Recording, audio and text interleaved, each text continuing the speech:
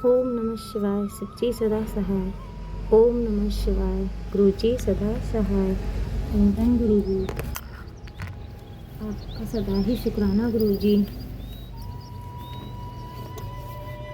शिव पुराण रुद्र संहिता। भगवान शिव का गंगावतरण तीर्थ में तपस्या के लिए आना, हिमवान द्वारा उनका स्वागत, पूजन और स्तुवन तथा भगवान शिव की आज्ञा के अनुसार उनका उस स्थान पर दूसरों को न जाने देने की व्यवस्था करना। ब्रह्मा जी कहते हैं, नारद, हिमवान की पुत्री लोक पूजित शक्ति स्वरूप पार्वती हिमालय के घर में रहकर बढ़ने लगी।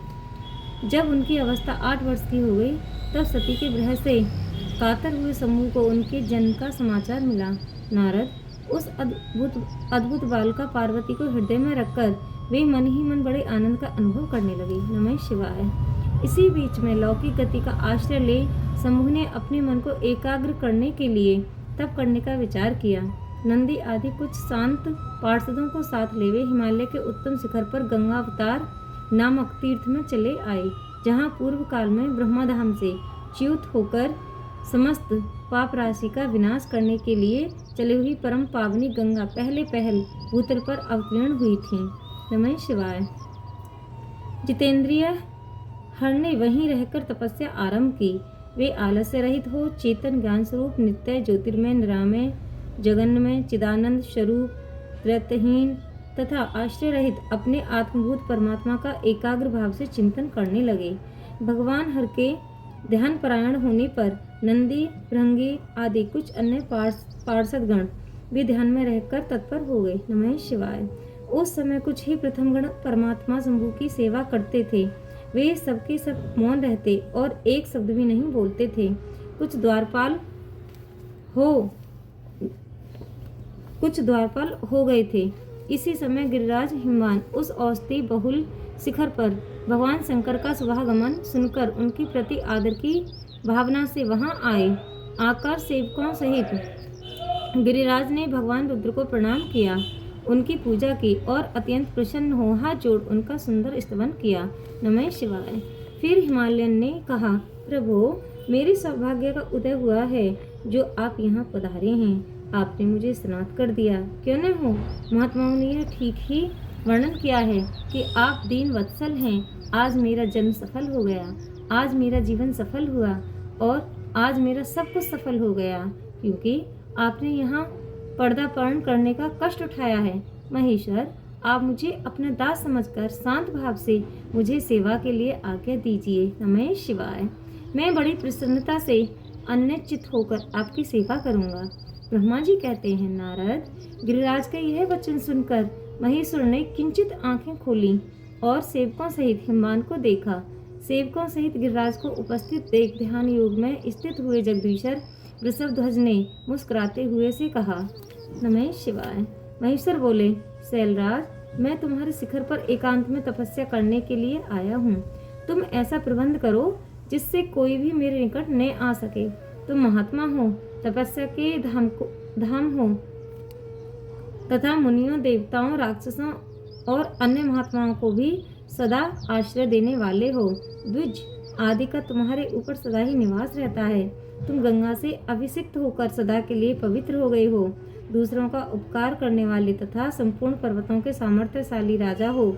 गिरिराज, मैं यहाँ गंगा अवतरण स्थल में तुम्हारे आश्रित होकर आत्मसंयम पूर्वक बड़ी प्रसन्नता के साथ तपस्या करूंगा।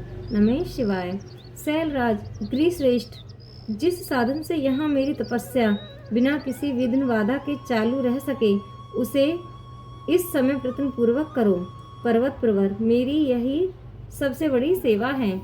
तुम अपने घर जाओ और मैंने जो कुछ कहा है उसका उत्तम प्रीति से यत्न पूर्वक प्रबंध करो। नमः शिवाय।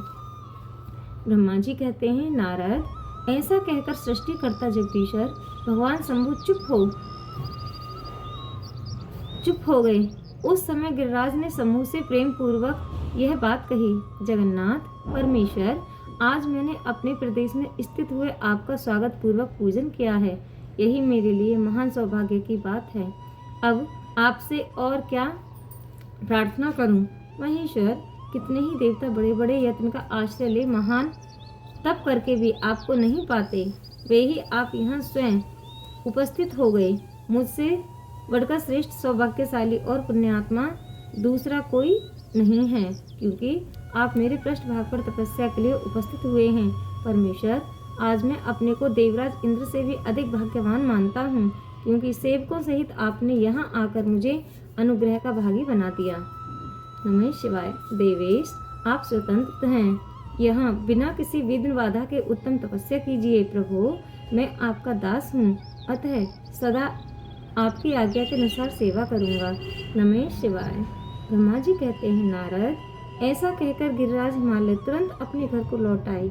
उन्होंने अपनी प्रिय मैना को बड़े आदर से वह सारा वृत्तांत कह सुनाया। तत्पश्चात शैलराज ने साथ जाने वाले परिजनों तथा समस्त सेवकगणों को बुलाकर उन्हें ठीक ठीक समझाया।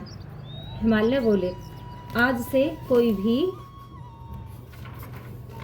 गंगावतरण नामक स्थान में, जो मेरे पृष्ठभाग में ही है, मेरी आज्ञा मानकर न जाए, यह मैं सच्ची बात कहता हूँ। यदि कोई वहाँ जाएगा तो उस महादुष्ट को मैं विशेष दंड दूंगा। मुने, इस प्रकार अपने समस्त गणों को शीघ्र ही नियंत्रित करके हिमवान ने विघ्न निवारण के लिए जो सुंदर प्रयत्न किया, वह तुम्हें बताता हूँ, सुनो। अध्याय 11 की समाप्ति। ओम नमः शिवाय। शिवजी सदा सहाय। ओम नमः शिवाय। गुरुजी सदा सहाय। जय गुरुजी, धन धन गुरुजी, धन धन गुरुजी।